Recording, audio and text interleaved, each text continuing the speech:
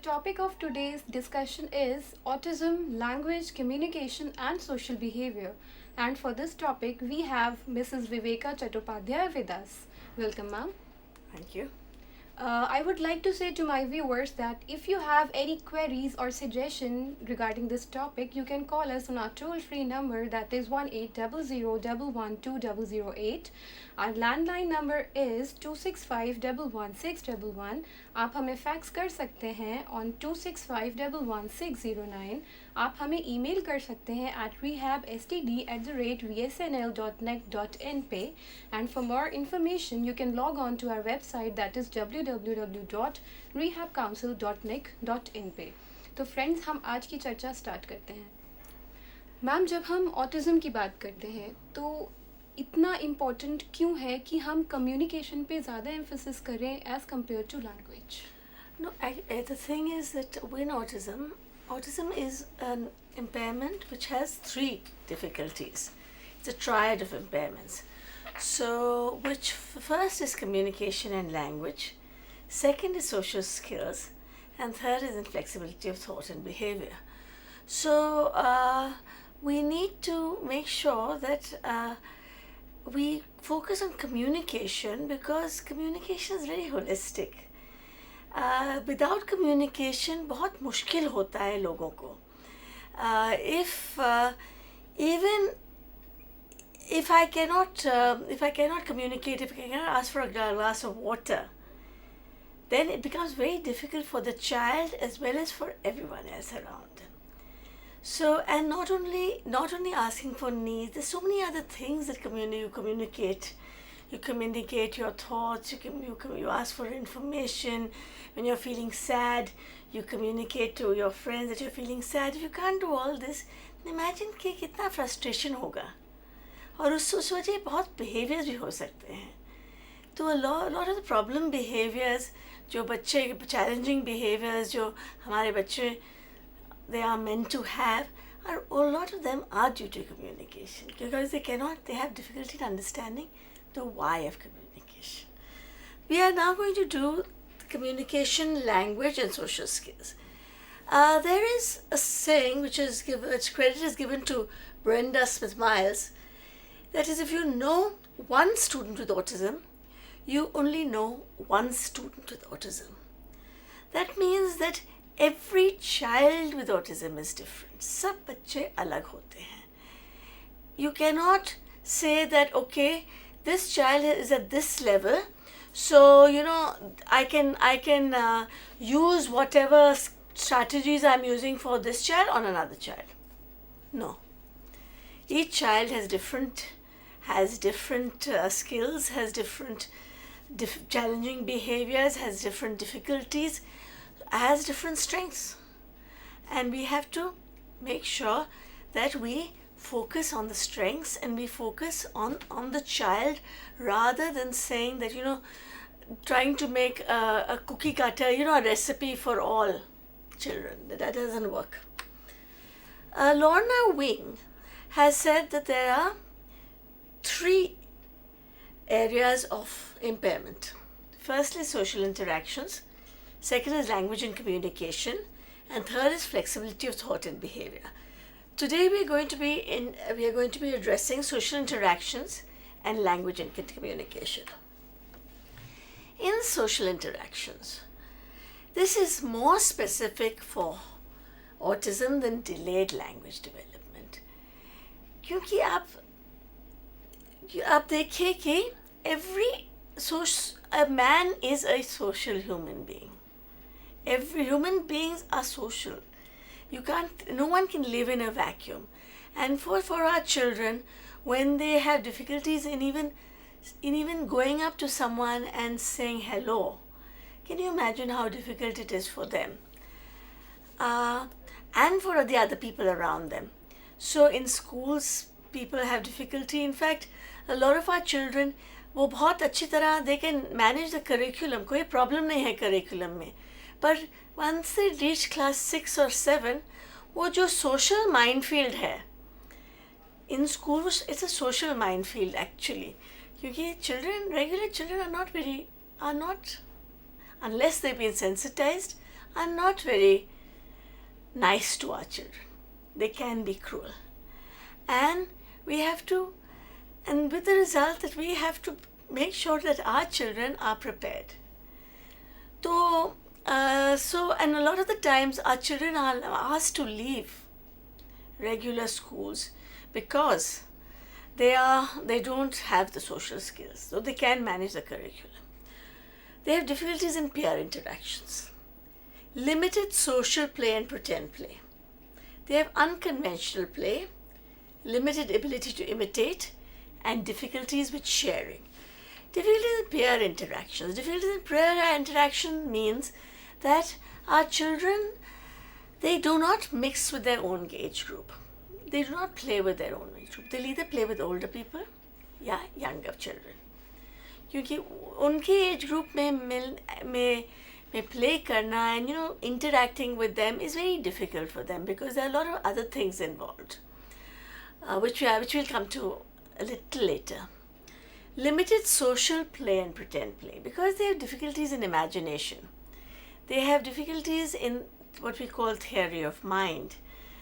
They find it difficult to play with other children. Playing with other children, the theory of mind, we will come to, I'll explain it to you. Theory of mind basically is our ability to put yourself in another person's shoes. तो ऐसे है कि supposing एक कोई आपके दोस्त गुमसुम ऐसे बैठी हुई है और वो उदास है, क्या आप उसको आकर बहुत खुश होकर बोलेंगे हाय कैसे हो, how are you, what's up? आप नहीं बोलेंगे ऐसे. आप बोलेंगे क्या हुआ, क्यों है, क्यों उदास हो? क्योंकि आपको पता है कि वो उसके मुंह से पता हो रहा है कि वो उसका इमोशन क्या है.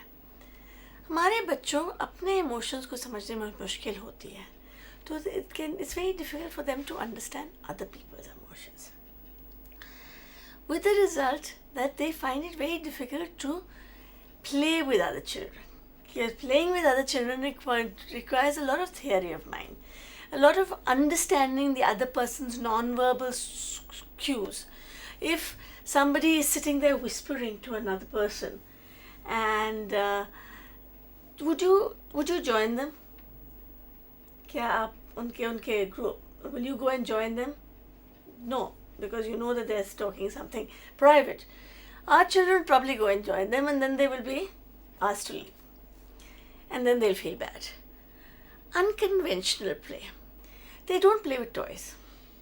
My बच्चे very seldom play with toys. They will play with, I remember some children playing with sticks. They play with string. A lot, they do play with toys, but they may play with it. They play with parts of toys. So they will play with the wheels of a car. They'll keep spinning the wheels of the car, or they'll keep pushing the car back and forth. There's no pretend play involved. Like regular kids, they will take the car, they'll take it for a ride. They'll say, "Acha, now accident ho gaya, 2 cars banging." Even with the doll children, our children will play with the hair or poke the eyes. They will not do any pretend play with the doll. Limited ability to imitate. Imitation is the basis of our learning.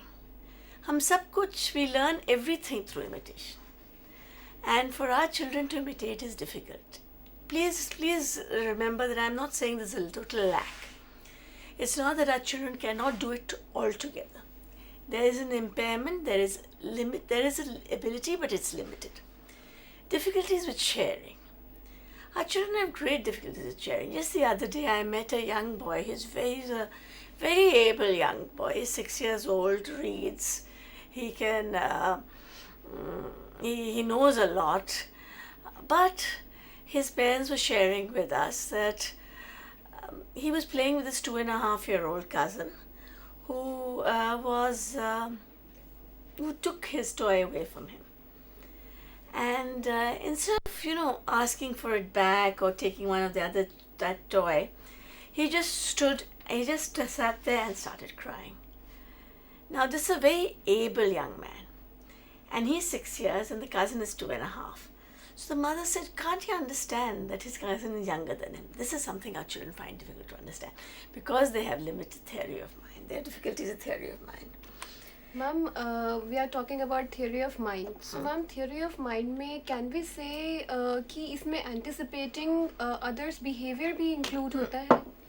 Of course, it does include anticipating others' behavior. It does include, kind of by their cues. Now, if a child if a regular child comes in here, he won't walk in.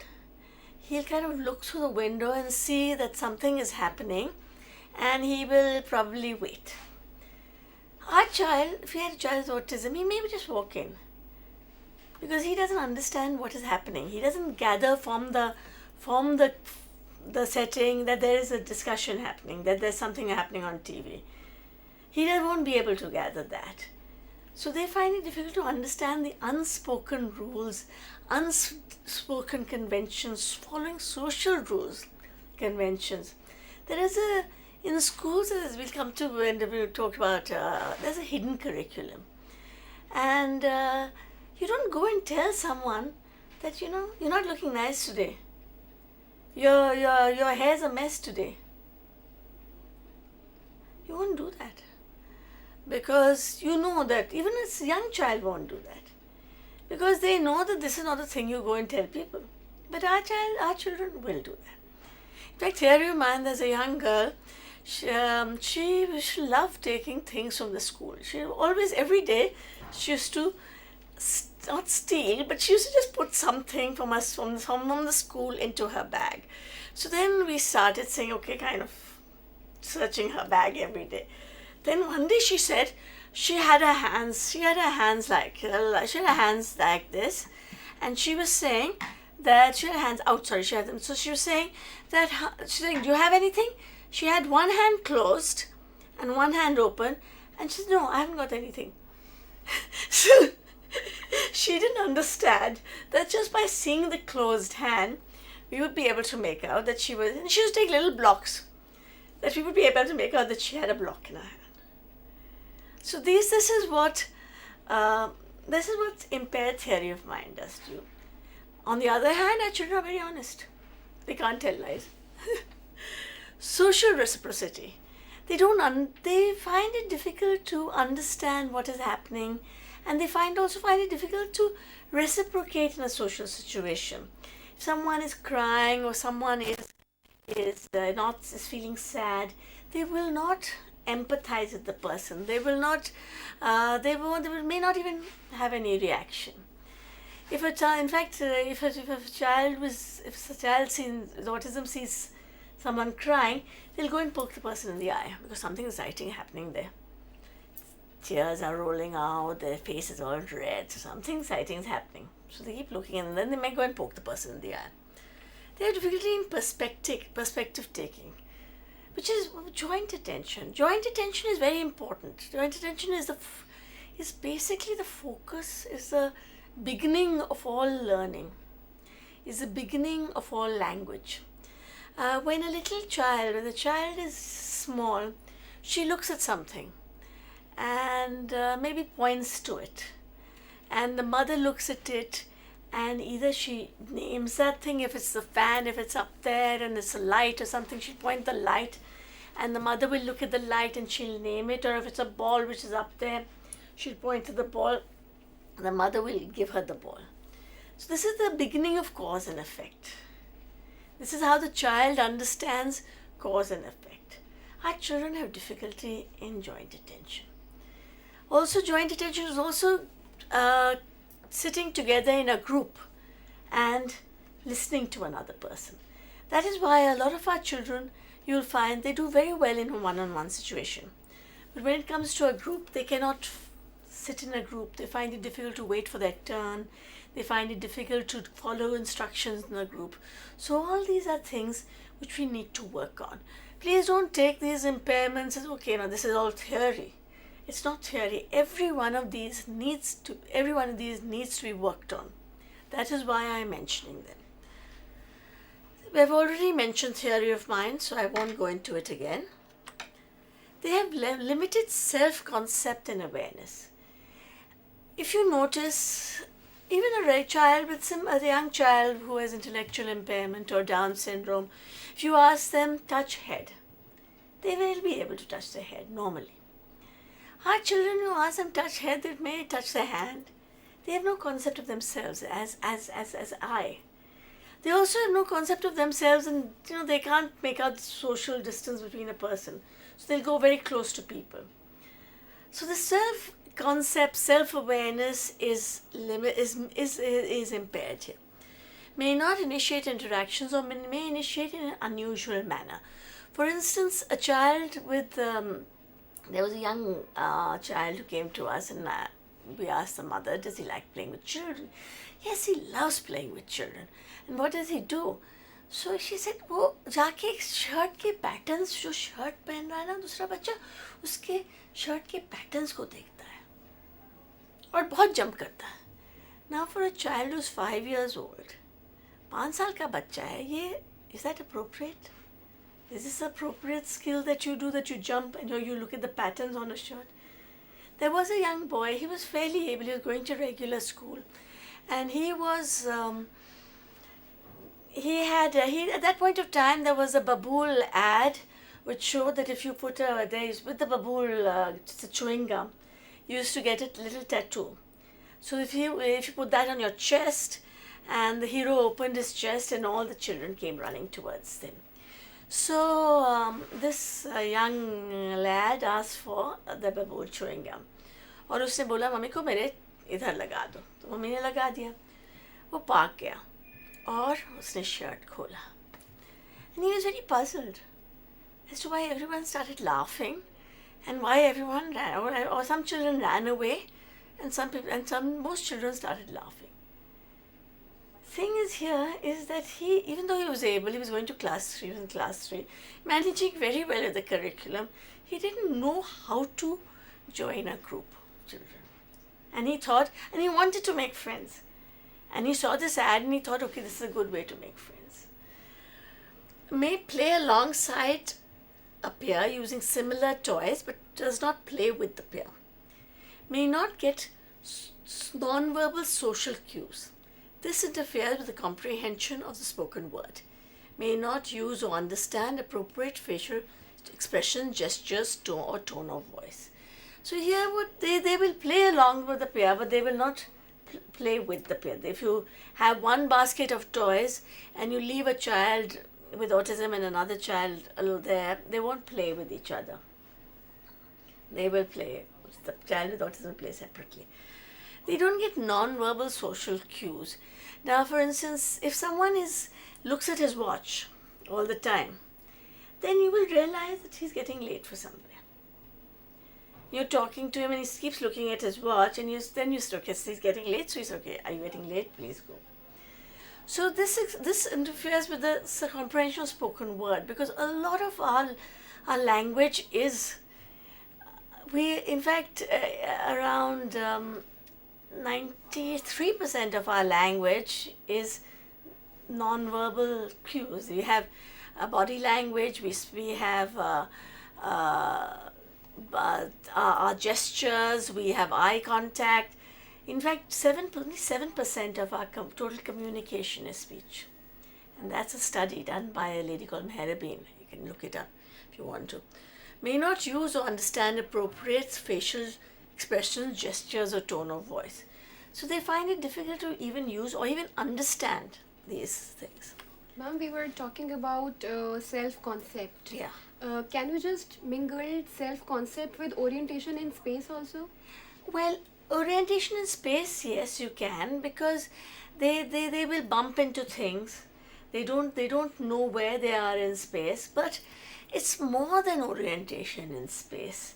Self-concept is a question of I, also it's me. That's why they have a pronoun reversal also. They call you, me, and I, you. So, that's one of the reasons. So self-concept is more than orientation in space. Self-concept, the concept of me as a person. And that is impaired in our children. they have a lack of sense of personal space. So they will go and hug someone, they'll go and stand very close to someone, which which interferes. It's okay when they are small and they go and hug people, but as they grow older, for a young boy or for a 16-year-old boy to go and hugging strangers is not very appropriate. In social interaction, you have four kinds of children. You have the aloof child, the passive child, the active but off child, over formal and stilted group. So here what happens is the aloof child is someone who is in his own world totally. He doesn't want to interact with anyone. He does not even if you go up and say hello to him, he will not look at you. He may start crying if you come too close to him. The passive child is one who will accept your interaction but will not initiate. The active but odd children are children like the one I was talking about, who went and opened his shirt. He wants to interact, but he doesn't know how. And the overformal and stilted group are the children who are they are their older children, but their language is very scripted. They have learned certain ways, so they have learned a way of interacting. In fact, this young boy who came, told about the 6-year-old who wouldn't want to share, he had very scripted language. He came and we were asking him that what about a birthday party, and he said yes, the children are happy. Why are they happy? I asked him, why are they happy? Because children are happy when they go to parties.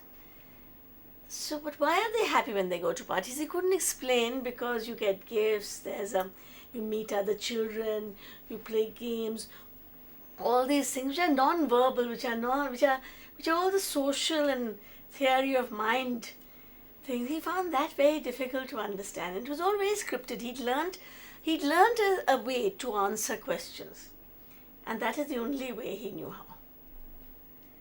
So let's come to impairments in communication. Both verbal and non-verbal modes of communication are affected. So they may not have. Verbal means speech. Non-verbal are the other modes where you have you use your hands, you use your eyes, you use your body language. A lot more these are affected. Limited development of communicative intent, as we talked about that before. That is joint attention, communicative intent is where you initiate a communication. You show that you're ready to receive a communication. In fact, there's one very interesting story which I'll go to. There was a young mother who had twins. One child had autism and the other did not.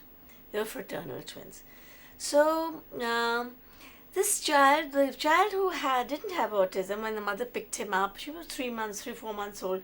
She looked at the mother, babbled. The mother babbled back. He looked at something. The mother looked at it, named it, and he babbled, and he babbled. Now, can you imagine what are the kind of things the child is learning? The child is learning turn taking. The child is learning waiting. The child is learning communicative intent. The child is learning, when I look at something, my mother looks at it also and gives me a response. She put that child down and picked up the other child. That child the child with autism. That child got stiff in arms. He didn't look at her. He started crying. He was very uncomfortable. Finally, she put him down. So what has happened here is that the child has missed out on opportunities for learning communication. This doesn't happen once. Communication happens at least maybe 1,000 times a day, maybe more. Our children are missing out on those opportunities from the time they are 3 to 4 months old. So this is why they have difficulties in communication. They have difficulties in understanding the process of communication. And they have difficulties in understanding the why of communication. Why do we communicate? Our child with autism will go and take things himself. He'll use your hand to communicate rather than use his own hand. Though there's nothing wrong with his hand. It's not like children with CP who can't use their hand. He can use his hand. But he just doesn't understand that if I point to something, if I ask for something, I will get it. The cause and effect, that link is missing. So friends, अभी हमने देखा कि autism में basically 3 areas में impairment मिलता है हमको. Area जो होता है वो होता है लैंग्वेज का area, second area is the area of social interaction and the third area is flexibility in thoughts and behaviour. First area में हमने देखा कि how social interaction is affected. Social interactions के जो बहुत इंपॉर्टेंट कंपोनेंट्स होते हैं वो अफेक्टेड होते हैं, जैसे कि social play. A child with autism जो है वो सॉलिटरी प्ले करना एंड जो भी सिंबॉलिक प्ले होता है उसको करने में उसे डिफ़िकल्टी आती है. दूसरा, प्रिटेंड प्ले करने में उसको डिफ़िकल्टी आती है. शेयरिंग एंड जॉइंट अटेंशन, किसी बच्चे के साथ अपने टॉयज़ को शेयर करना, किसी के इंटरेस्ट की जो भी चीज़ है उसको शेयर करना, उसके साथ शेयरिंग बिहेवियर इस्टेब्लिश करना. And the most important thing is impairment in joint attention. Then self concept impaired होता है, सेल्फ अवेयरनेस लैकिंग होती है. And the most important thing is the theory of mind, how to anticipate the behaviour of the other person. जो इंसान आपके सामने है उसका बिहेवियर एंटिसिपेट करना, वो किस वे में बिहेव कर रहा है उसके अकॉर्डिंग अपना बिहेवियर को मॉडिफाई करना, इसमें प्रॉब्लम आती है. The second area is the area of communication. Communication area में there may be problem in both expressive as well as receptive components of the language. Prosodic features of language, जिसको हम कहते हैं कि socially how to use the language socially, how to communicate, उसमें problem आती है. Then the most important thing is why we have to communicate. हमें अगर communicate करना है तो क्यों करना है. These all areas are impaired in case of autism. We will be right back after a short break.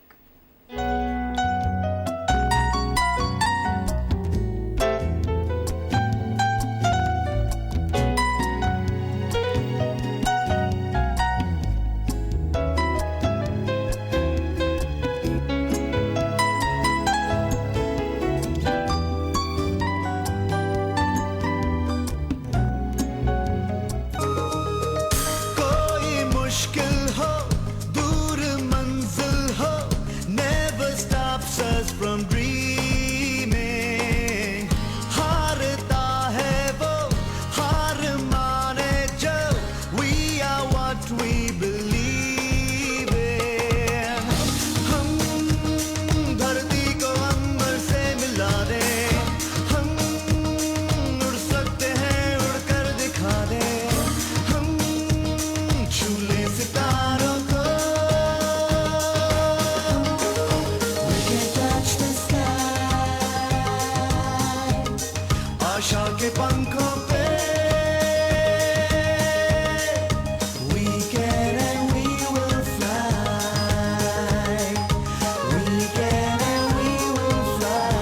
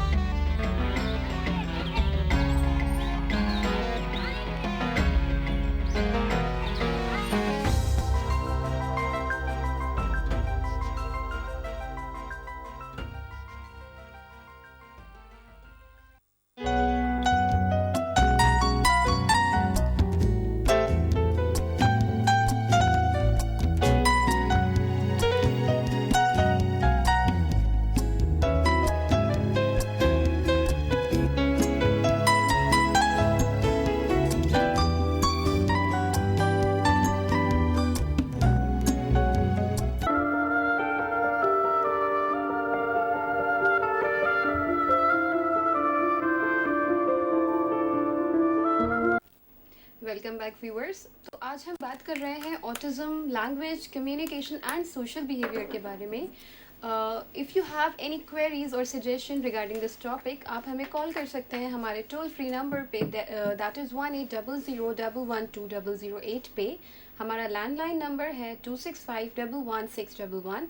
आप हमें फैक्स कर सकते हैं at 265111609 पे, and you can email us at rehabstd@rehabcouncil.nic.in पे। And for more information, you can log on to our website, that is www.rehabcouncil.nic.in पे। So friends, break पे जाने से पहले हम कम्युनिकेशन के बारे में डिस्कस कर रहे थे। So ma'am, when it comes to communication, हमने डिस्कस करा कि verbal as well as non verbal communication, both things are important. So what things we can consider in these? Okay, there are those I talked about how there's lack of understanding of social and communicative cues of others. So they don't understand what others are saying. A lot of the times we talk we use our hands a lot. I use my hands a lot. If you ask me to sit on my hands and talk, I wouldn't be able to do it. Nothing comes to my brain. But so they find it difficult to even understand that. The pitch of the tone of voice. In fact, a lot of them have a very robotic, when they speak, they have a very robotic tone of voice. It's as if they're talking from a computer, like a computer. So the prosody is not there, the variation in pitch, in tone is not there. Facial expression, they have difficulty with eye contact. There's a young girl who told her mother that, I don't like people looking at me, chupta hai. So obviously she was very sensitive, right? She always used to cover her face, which was okay.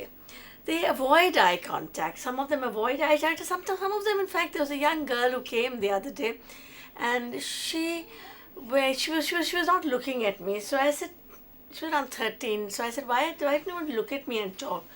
So she started staring. Then she kept looking at me.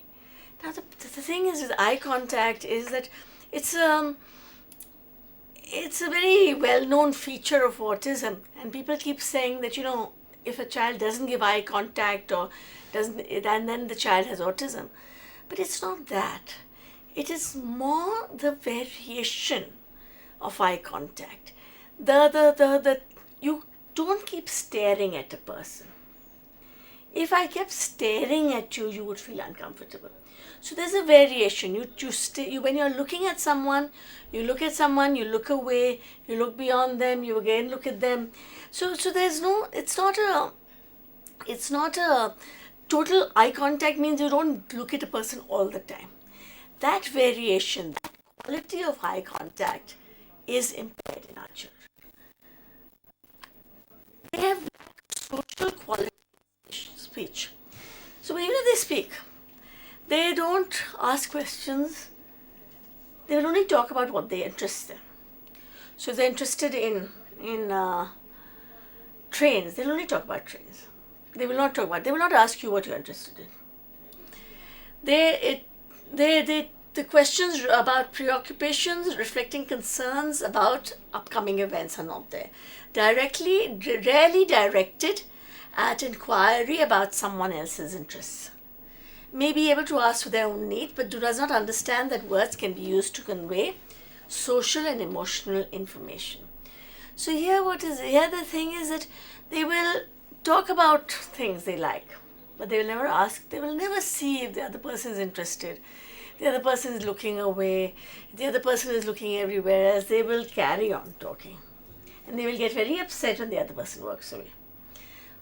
They can ask for their own needs, may be able to ask for their own needs, but there are other functions of communication. Communication it conveys emotional information, it conveys social information, and this kind of information, and all this, the undercurrents, the theory of mind aspect of communication is difficult for our children. May use crying, screaming, tantrums, or aggression or self-abuse as ways to communicate. Because if you can't communicate in a regular way, I remember there was a time when we had gone to Russia. Now, Russia is a place where they don't understand English. Even the writing is Cyrillic, it's not English. So you can't understand what's written. So, and we had to go and find the airport office. When we were asking for the airport, the airport, and I was making signs like this, they were all directing me to the airport. So finally, I took a pencil and paper and I drew a office kind of situation with a desk and a table, and then I drew the plane. Then they understood. My husband was getting he got angry because he said, this I don't want to come to this country again because they don't understand English. Now, if we get so frustrated when we are not understood, that's one time in a life for you. This is life for our children. This is life every day, day in and day out, every moment. This is what it's like for our children. That is something we must be able to understand. Impairments in language. There may be delay or total lack of spoken language. They do not. Some of our children don't speak. Some of them do, but some of them don't, and it's okay. Difficulty in understanding the meaning of language due to detailed thinking. Now, if you look at this picture there, if I asked a regular child with intellectual impairment or any other cerebral palsy, I asked them, what is happening in this picture? Everyone would say this is a birthday party happening. Children with autism will look and say, there's a cake there. There's a balloon. Their presence. They won't look at the picture as a whole. They will look at details. So when you're teaching them, that is why they have difficulty in understanding the meaning of language. When you present something to them and you give them show them this and say this is a glass. They may be just looking at the designs on the glass. There's flower designs. So and they think that only designs with glasses with designs like this are glasses.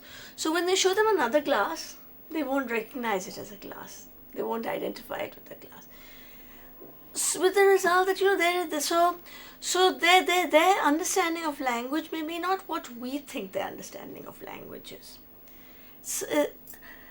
So they have echolalia, which means they speak, they repeat what you speak, what we call parrot speech. If you say, what is your name? They say, what is your name? They sometimes have pedantic speech. It's scripted, it's very, when you meet somebody, you always say, hello, how are you? You don't say that. There was one young man who came to us, says, hello, every time he met you, hello, how are you? And every time he left, he had a little rhyme which he used to say. And that every day he used to say that, regardless whether you're in a hurry or not a hurry, he had to say that rhyme. And there's prescriptive, pedantic, and sometimes they have very long words and very difficult words they use in their vocabulary because they've learned it. It's like learning by heart. Idiosyncratic use of language. They have strange words for different things. This is called jargon. In little kids, it is there. It's one of the stages of development of language. But regular kids outgrow this. Our children don't. Again, there's another young girl. She used to call, I think she used to call a cream cake or chocolate cake, pittu wala cake. I don't know why. I think pittu, I don't know why she used to call it pittu wala cake, but she used to call it pittu wala cake. So okay, when she was 6. She's around 18, 19 now, and she still calls it pittu wala cake. So if I asked you to give me pittu wala cake, would you understand? You won't understand. So they have their own words. Sometimes they have word retrieval difficulties, which I think a lot of us have, especially as we age. A lot of word retrieval difficulties. They keep forgetting people's names. But yes, they may know the word in one situation, especially on the tabletop, but when you go outside and you ask them, what is this? Generalization is a difficulty, and with the result, they find it difficult to answer in another situation. So we need to work on that also. They have difficulties in understanding abstract language. They understand literal meanings and not intense. Lack of prosody in speech, and stereotyped and repetitive use of language, often centering around the child's special interest. So they have difficulty understanding abstract language.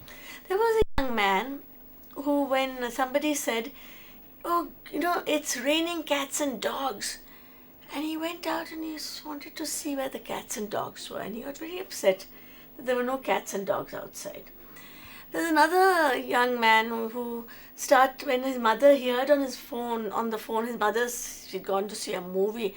There's an expression in English to say, "I cried my eyes out." So then he was very upset and started looking for her eyes under the table and under the desk. So they all these so things like sarcasm, jokes. In fact, there was a young man who came to us with his teacher, and the teacher was very upset with him because she said that he was rude. So we said, "Okay, what happened?" So actually, I told the class that please, if you don't want to write, put down they're making a noise, the class, and if you don't want to write, you can put down your pencil and go out of the class. Everyone else picked up their pencil, started writing, and this young man, he put down his pencil and walked out of the class. We all started laughing. She said, "Why are you laughing?" Because that's the instruction you gave him. He doesn't understand that you'd mean start writing, start work. They don't understand sarcasm. They can't read between the lines. Lack of prosody in speech. Lack of prosody in speech is basically the inflection we give on certain words changes the meaning of the word. Like if I have a sentence like, "I did not say that you took my bag." If I say it, "I did not say you took my bag," means that I didn't say it, someone else said it. But if I say, I did not say you took my bag, means that I didn't say you took my bag, but you may have taken something else. So it depends on the different, in the stress you give on different words, which our children have difficulty in. Stereotyped and often repetitive use of language, we've talked about that. They have auditory processing difficulties. Auditory processing difficulties is, we understand language in bits of 5 to 6 words. It's like, usually you can do this in wherever you're listening. You can play a little game where one person said, "I went to the market and bought some oranges," and the other person adds, "I went to the bought some oranges and apples," and the third person adds, "I went to the bought oranges, apples," and whatever, adds another one. You will find that after 4 or 5 such additions, people forget the order and the sequence. So this is that. So we retain our memory is around, for language is around 5 to 6 bits. Our children's memory is 1 to 2. So what happens is when you've got on the 5th word, they've only understood the 2nd word. So the rest of the words have got lost. With the result that they find it difficult to follow instructions. Very often we say that, kabhi kabhi instructions sunta hai, kabhi kabhi nahi sunta hai, he's being naughty. It's not that he's being naughty, he just hasn't understood what you're saying. Pronoun reversal. They get me and you and them confirm. The impairment affects both expressive and receptive language. We've talked about that. Ma'am, can we say that children with autism have a problem in sequencing skills? How to sequence the things and situations? That is a very major problem in our kids. Sequential skills. And if you notice that everything we do is sequential, even our ideas, our activities of daily living are sequential. Dressing is sequential. Washing hands is sequential. With the result, a lot of them have difficulty in doing these skills because their sequential skills are affected. There's one nice little cartoon here which says the mother is asking the child, can you get the phone? And the child is saying yes. And he can get the phone, but the child is not, he can't understand that the mother is asking him to pick up the phone. He thinks that he doesn't ask him just, can you reach the phone? And he says he can. But he doesn't understand that. In fact, there was one young man who, somebody came to the door and he asked, is your mother home? And he said yes and banged the door shut. Now, you may think this is very rude, but it's not. Our children, young man didn't mean to be rude. He didn't, he answered the question. And if that gentleman had said, or the person who was at the door had said that, can you get your mother for me? Or can you please call your mother? Then he would have. So, all, as I said, everything has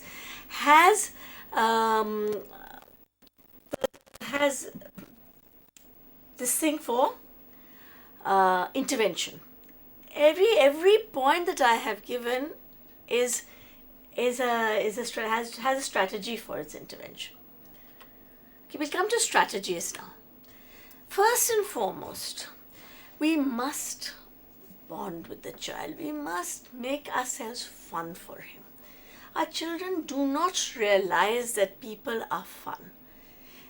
No one plays with our children. I mean, very few people, they're so, you ask teachers, you ask parents, how much you play with your child? And they will say that, hum sikha rahe hain na? Where do we have the time to play?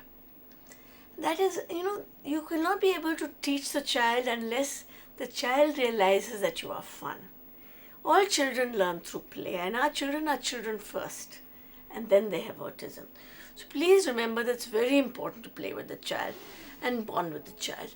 And you have to act a lot here. You have to be animated, be fun, be silly, and so that the child wants to be with you. If you're very serious and you say, okay, now we will sit down and we will play, the child won't want to. Why should any child want to be with you? So you have to make it fun for the child. Observe the child and interact with him in a way that he finds enjoyable. So if a child is flapping his hands, you join him and flap your hands with him. Join the child in his world. Because once you join the child in his world, the message that you are giving is that you are accepting him and you're accepting his world.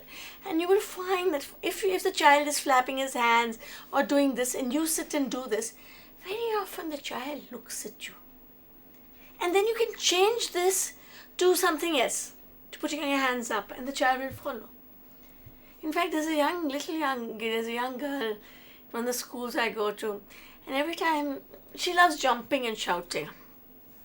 So every time I see her, she starts jumping and shouting, I also jump like she does and shout the same way. And she stops, she looks at me, and then I just change a little, and she does the same thing. But she's interacting with me, because she's in her own world when she's jumping and shouting. When I'm doing the same thing, she stops and she looks at me. That's her interaction with me. Don't remove the child from an enjoyable activity. If a child has never been worked before and you're having fun with him and you're playing with him, I tell all parents and teachers, for the first 2 weeks, until the child really wants to be with you, don't do any work with him. Don't make any demands on the child. Just play with the child. And you will find that even that 2 weeks which has gone by, which you may feel the waste of time, is not, because the child will learn much faster.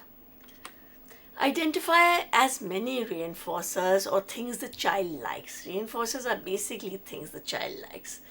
And have a large supply and wide variety of things that he likes. And you have to be a detective here. You really have to be a detective. There was one child who was not reacting to anything. So you're wondering what. Finally, we saw I kept looking at lights. So one of my colleagues, she made a bottle with colored water, and she put glitter in it, and that is the only thing the child responded to. And from there we started. So And when you start, don't make demands on the child. Give whatever he likes free.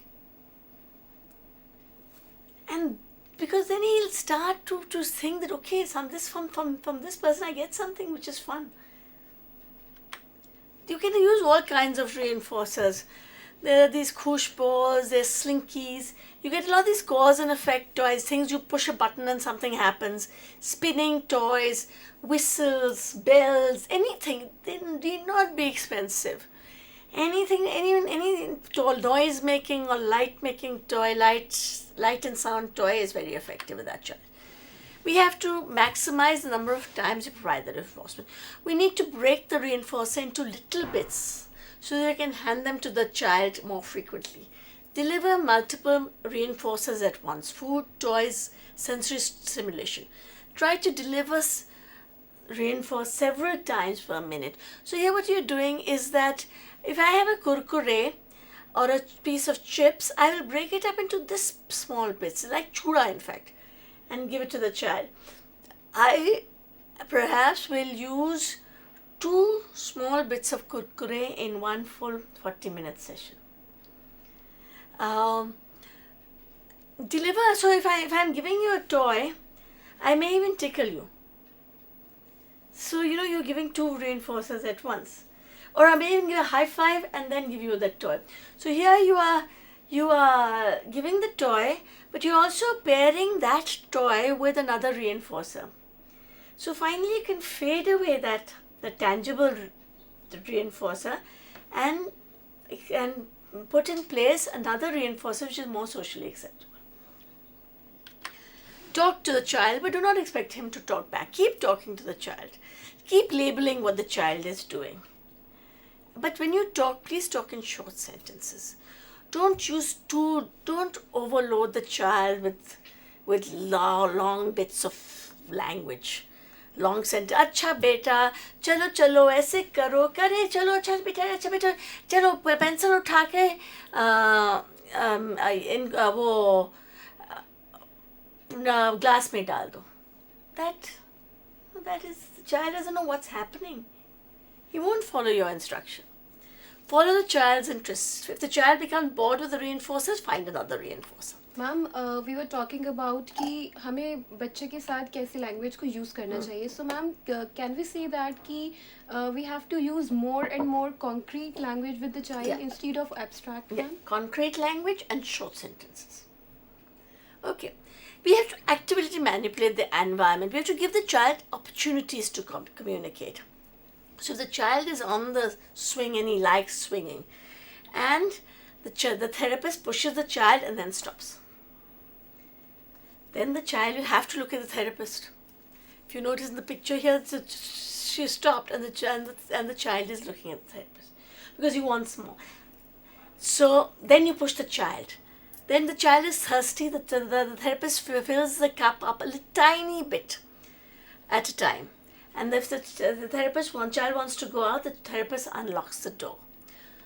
Common bonding mistakes. We place too many demands on the child. We resist the urge to try to teach the child by asking questions or making the child work for reinforcers. It is necessary to first build rapport with the child before teaching. Bonding maybe feels slow, but should not be rushed through. Time spent in bonding is time well spent. This is self-explanatory. I'm not even going to explain it. Lack of common active interaction with the child. Bonding is an active process on the part of the therapist. Therapist must constantly be giving reinforcement to the child. Bonding will not be effective if the child just sits in the room while the therapist just sits in the room while the child is doing his own thing. The therapist must continually act as the giver and the child as the taker. Very often we tell parents that, okay, you take the child for a break during a session. And the parent takes the child for a break, leaves the child, and he's doing his own thing. That doesn't work. You take the child for the break, you work with the child. Don't keep asking the child to work for the reinforcer. First, we must make sure the child likes us and wants to work with us.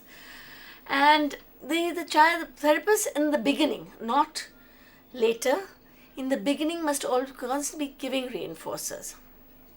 And reinforcers does not mean food items. It can mean toys, it can mean tickle, it can mean high five, it can mean great job, any reinforcer. So that is the thing. So friends, अभी हमने देखा कि किस तरह से language is affected in the case of a child with autism.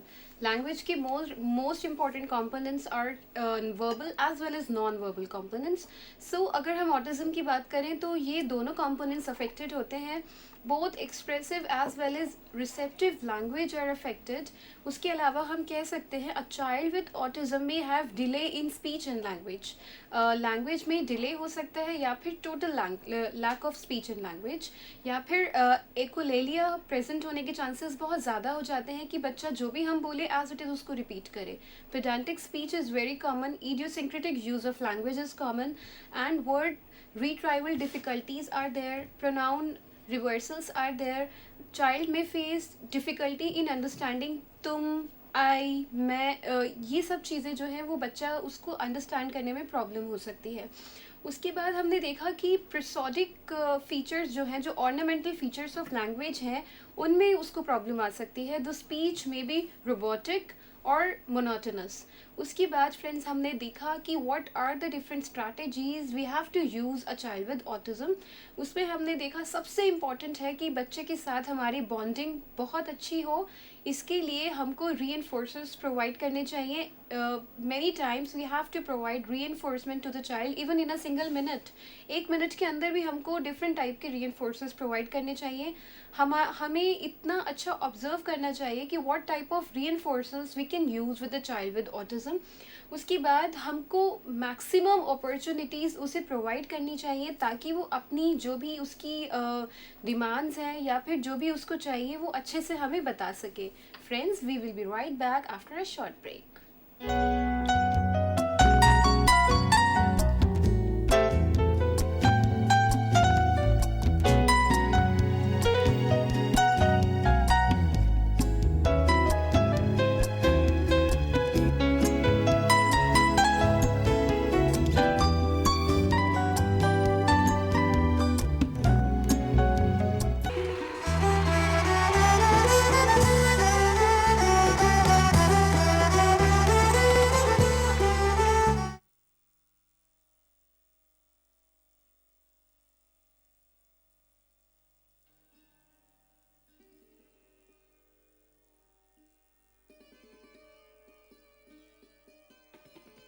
Autism एक व्यापक विकासात्मक विकलांगता है जिसके लक्षण जीवन के प्रथम 3 वर्ष में ही दिखाई पड़ते हैं, जैसे असंगत खेल, असमान स्थूल एवं सूक्ष्म गामक क्रियाएं, शाब्दिक संकेतों पर अभिव्यक्ति न देना.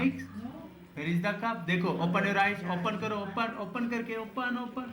नियमित कार्यक्रम परिवर्तन का विरोध करना एवं अवलोकनीय शारीरिक उच्च स्तरीय या निम्न स्तरीय क्रियाकलाप.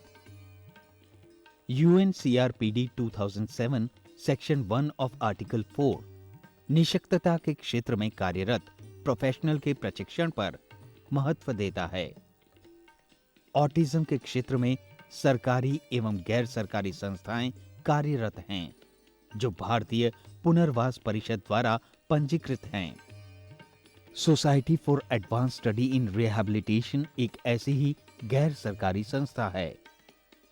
कनिष्क 13 साल का एक ऑटिस्टिक बच्चा है जो इसी संस्था से प्रशिक्षण प्राप्त कर रहा है. असंगत क्रियाएं, कार्यकलापों में निरस्ता,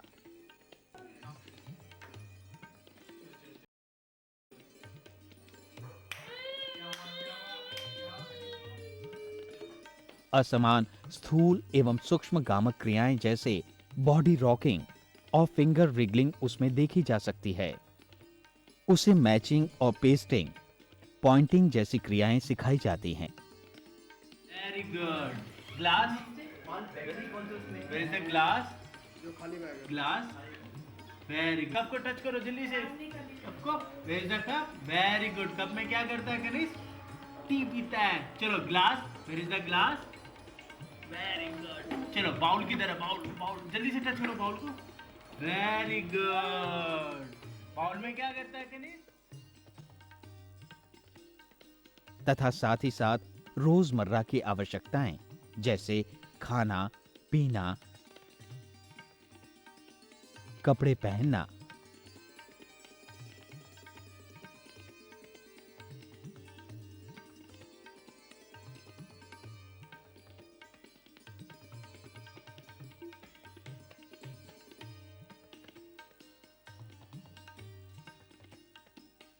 और व्यायाम संबंधी प्रशिक्षण दिया जाता है। ऑटिस्टिक बच्चों को भिन्न भिन्न प्रकार की कार्यविधियां उनके स्तर के अनुसार सिखाई जाती हैं। जैसे कुछ बच्चों के लिए colouring with in one area, matching and identification, fine motor skills, I hand coordination, concept of vegetables, fruits, body parts, colours पर जोर दिया जाता है तथा कुछ को प्रश्न पढ़ के उत्तर देने में और रोजमर्रा की आवश्यकताओं को पूरा करने में सक्षम बनाया जाता है। इसके अलावा राइम्स, डांसिंग, सिंगिंग द्वारा लेजर एंड रिक्रिएशनल एक्टिविटीज में भाग लेने के लिए प्रोत्साहित किया जाता है। इन सभी कार्यकलापों एवं प्रशिक्षण का एकमात्र उद्देश्य उन्हें स्वनिर्भर बनाना है ताकि ये डगमगाते पांव सक्षम बन जीवन के एक एक पायदान पर दृढ़ता से आगे बढ़ें और अपनी मंजिल को पा लें। एक तारा टिमटिमाता, उसने आकाश को छू लिया। एक लौ जली कहीं, उसने अंधकार को मिटा दिया।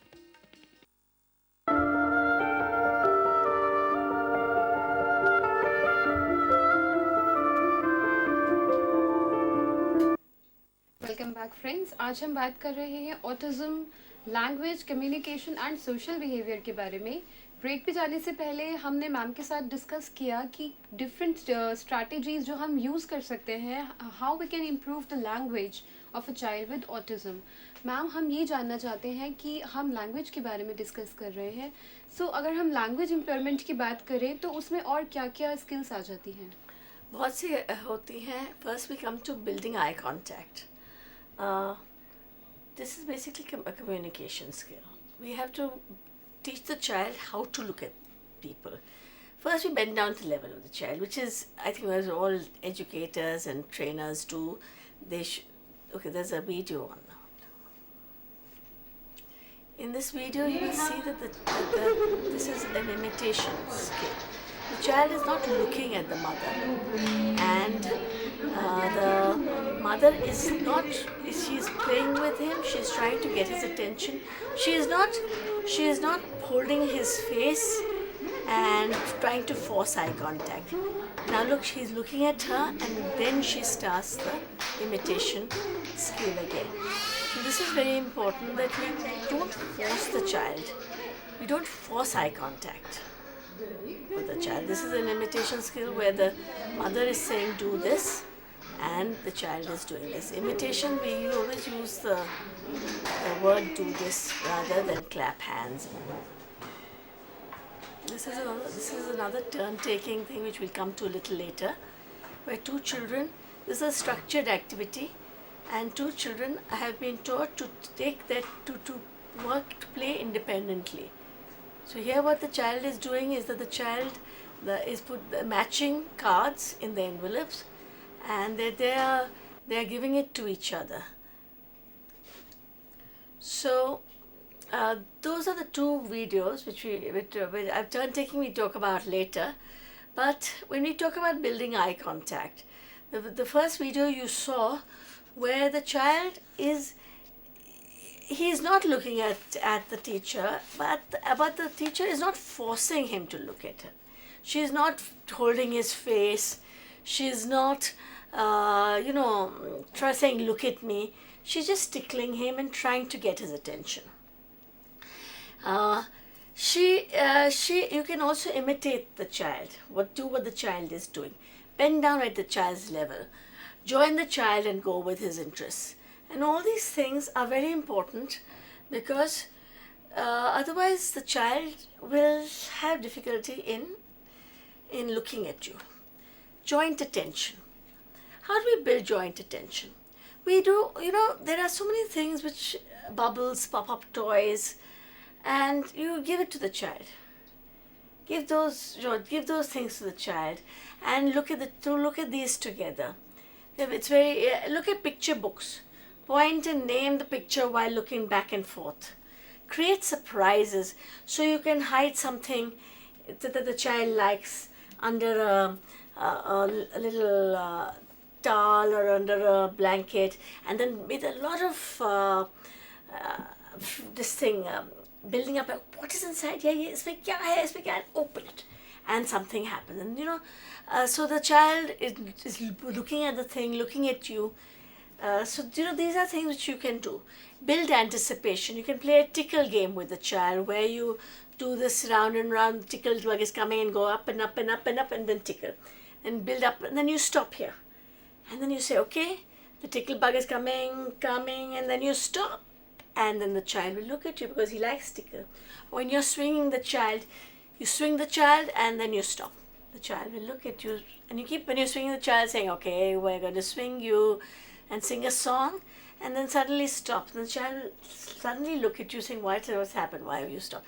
And then say, carry on. Communication temptations.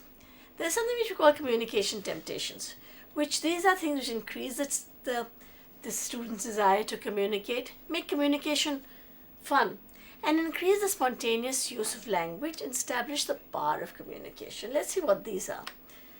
We can, if you know that the child likes kurkure, you can eat a kurkure in front of the child, and without giving it to the child. So the child will kind of ask for it. He's seeing you eating a kurkure, he loves kurkure, you're playing with a toy which he loves, and you keep playing with it, and then he has to find a way to ask you. Or he is taught, if at that point of time someone from behind can prompt him to touch your hand or touch your shoulder and say, okay, and once his shoulder is touched, you can turn around very dramatically and say, yes, you want kurkure, you want this toy, and you give it to him. Give a small amount when the request is made so that you can facilitate repeated requests. Offer a non-preferred food item to elicit a protest. If you know the child doesn't like something, give it to him. He'll say no, he doesn't want it. And then at that point of time, you can teach him how to say no appropriately. Activate a wind up toy. These toys which you get, which you wind up, and then let it deactivate and give it to the student. So he has to ask for help. Open a jar of blow bottle and then close it, and then give it back to the student. So he has to ask you for help to open it. Okay, developing communicative intent. We develop the cause and effect reasoning. All the communication temptations we've talked about are all developing cause and effect. So when you use these toys which you kind of push one button and something happens, you are developing cause and effect reasoning. Make routines and then break them. So there's one we talked about where the tickle game you play and then you break it. If the child likes tickling, he'll look at you and stop. At that point of time, you can either give him a sign or ask, or even if he looks at you, that's enough for you to start. Delay responses to anticipated needs and wants. What happens with our children is that we very often just keep on giving the children things, whatever they need, without waiting for them. I remember there's one, I read about this example in a book where this mother, the child was communicating in school but not at home. So the teacher came home and found that the mother came home a little before the child came home. So the mother had put his milk and biscuits on the table. She'd put his whatever favorite video he liked in the DVD, and as soon as she heard his footsteps coming up the stairs, she opened the door. The child came in, he had his milk and biscuits. He took them, he sat, and he already put on the video. Sat in front of the video and started watching. How many communication opportunities the child missed? Knocking on the door, asking for milk, asking for biscuits, asking for the video to be put on. 4 communication opportunities in the space of maybe 10 seconds. So these are things which we need to be careful of. Don't give the child things he wants before he asks for them. You know, we play with another game which I love playing with children is this chupa chupi, where you put a chunni over your head and put a chunni over the child's head, and then you kind of do this thing. Set up obstacles to desired objects or activities. So you put a kurkure or any toy he likes in a transparent box. Put it high up. So he has to ask you for it. Offer choices, making them visual as possible. So you can give him a choice board. Let the child feel his utterances have social consequences. So whenever he's saying something, respond. Always respond. Even if he's babbling, respond to him. Ma'am, I just want to ask you a question. A child with autism, जब autism की बात आती है, so is it true कि a child with autism is a very good visual learner? Yes, they are very good visual learners. Our children learn by seeing, and that is why we need to present things in a visual format, which I'll talk about later. Wait expectantly to request continuation, which I've talked about, and teach a child to reject items in an appropriate manner. We need to teach the child pointing skills. We sometimes may need to physically teach him, physically prompt the child to point and touch the object, be consistent, slowly increase the distance between the child's finger and the object so that he learns to point from a few feet away from the object, and then you fade the prompts. Okay. We need to reduce auditory processing difficulties. I've talked about.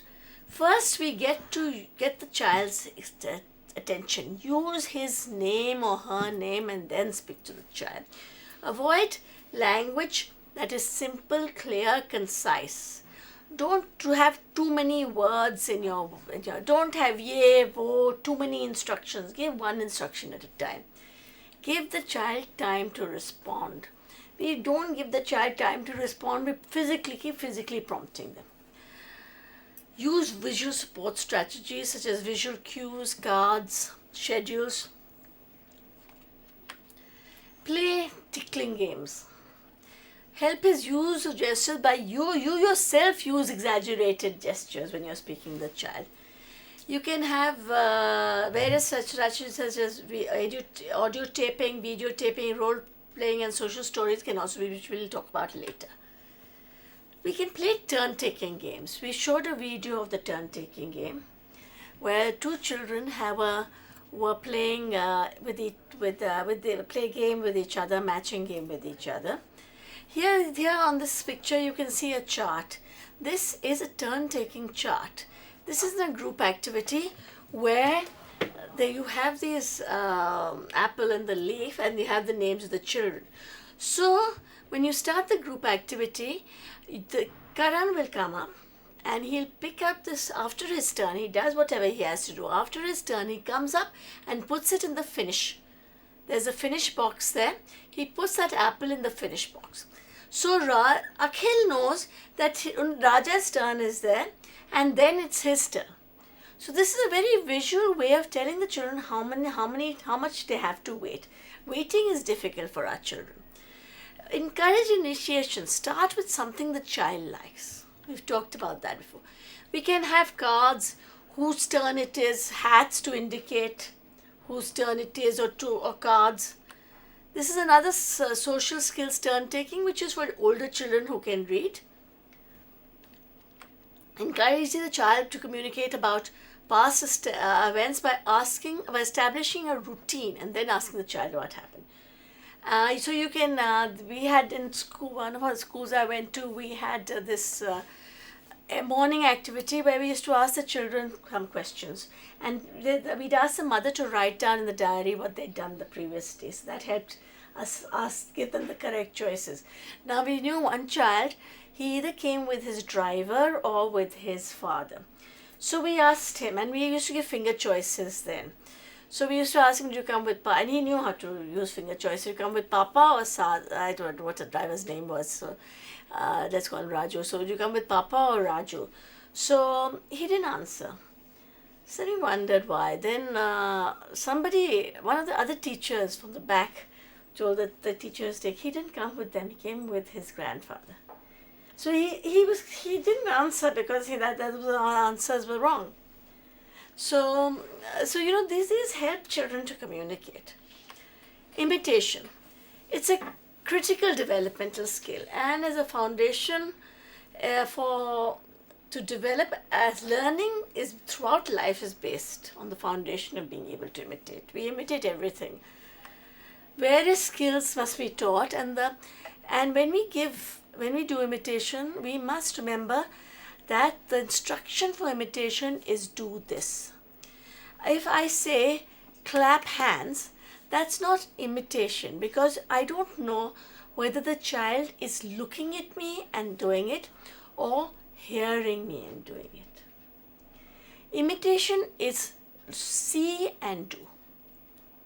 So that is why I say do this. Actually, gross motor imitation, though it's easier for us, it's fairly difficult for our children. So we usually start with imitations with objects. We do object imitation where we imitate actions using objects. Then we do fine and gross motor imitation. Then we do imitating designs and blocks and sounds and words. Let's come to play. Communication goals should focus on play in addition to communication. The use of symbols in pretend play and an understanding of words and symbols is a key component of communication here. How do we start teaching plays? Have many different toys out. Rotate the toys to introduce modern. Often toys and playtime is not naturally reinforcing to children. Make it fun for the children. You must teach them to play and have things the child likes, even if it's not a toy. If the child likes a stick or the child likes a string or the child likes a particular card, give him that. Make it fun. Praise and add additional reinforcement while teaching. If a student has a minimal play repertoire, use highly preferred items to reinforce appropriate play. So if the child is playing with a car appropriately, give him edibles if he likes, or break time or social reinforcers. If a child has toys or tangibles they play with or engage in appropriately, use those. So here, if the child is, for instance, likes a kurkure, so you give him a car to play with. He doesn't like the car, so you will give him, as soon as he plays the car little, give him the kurkure. So he's associating the kurkure with the car, and finally you can withdraw the kurkure and let him play with the car. We can teach play in a natural or a structured setting. You teach them during their free time or teaching time, and when and where to play, we teach play depends on the learner and the skill level. There are different ways to teach play. You teach by imitation. So you do something and the child does it. Physical prompting, modeling, verbal prompts, activity schedules or picture prompts. So you can have a whole play routine set up and you just give them a schedule of how to play. So these are some activities. This is a nice, if you can go to the other slide, which is a nice game, snakes and ladders game, which is designed for our children. Because there are not that many snakes or ladders, and you don't have to read or read numbers or anything. The child here is reading, but solitary play. Play with another child in the same room. Playing side by side with another child, and sharing the same basket with the child of toys and simple turn-taking games. So we're following the stages of play with regular children. First we have solitary play, where you play with another child in the same room, but you're playing with different toys. Then you're playing side by side with the child. With the child, you're sitting side by side and on the same table, but you're playing with different toys. Then you're sharing the toys from the same basket, making something. Then you're playing simple turn-taking games. So these are the stages of play which you have to go, and suddenly expect a child to play turn-taking games if he hasn't gone through all this. Okay, well, how do we enhance language skills? We speak from the child's perspective. That means I do not say, if I want him to ask for juice, I do not say, do you want juice? Because if the child is echolalia, he will reply, do you want juice? Or you want juice. Now, that is not appropriate thing. So if I am speaking, I'll speak from the child's first, saying, I want juice. Or just want juice. So if the child is replying, he says, want juice, that is appropriate for the child to say. Label the environment and whatever the child is doing. We've spoken about that. Accompany comments or gestures or requests with gestures or props. So we must always be fun and, have some fun thing with us so that the child can respond. Choose speech carefully. We've already spoken about that. Treat all verbalizations as having social consequences. Avoid sarcasm and abstract speech. Identify toys and explain their functions. And use action songs and finger plays. Action songs are very good for our children. So you can do that, especially that Lakdi Ki Kathi, and there are a lot of other action songs, row your boat, and they love it. Encourage imitation. We can place their favorite toy in, out, above, in front of them, or in front of a door of a house or something, so that the child does the same thing. Laminate pictures of family members, pets, routines, so that the child knows what the sequence is. Here we're teaching sequential skills. Provide adequate information, especially about any change in routine. This is very, very important because our children have difficulties in transition, which we'll talk about in another thing. But they have difficulties in transition, and if their routine is changed, they get very upset. So we need to provide them information. Teach emotions through real life situations. Pictures, stories, role playing. Use the child's interests to teach. Some of our kids have echolalia. They echo what you say. So what are the things we can do? We need to see if the echolalia is used for non-communicative purposes. Sometimes the child just keeps echoing things. I remember there was one child, whenever he was upset, he used to say, this child, in fact, she was,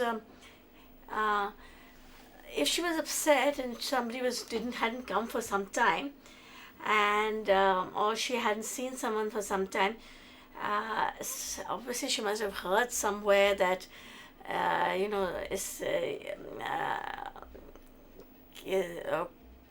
Aditya ke ghar jayenge. So every time she would say Aditya ke ghar jayenge, but regardless of who the person was. So then we had to figure out who the person was. So we have to check for any sensory difficulties that are causing stress. Structure the environment. Use schedules and calendars to help in transition time, and use simple and clear and concise language. When it is used for communicative purposes, there is one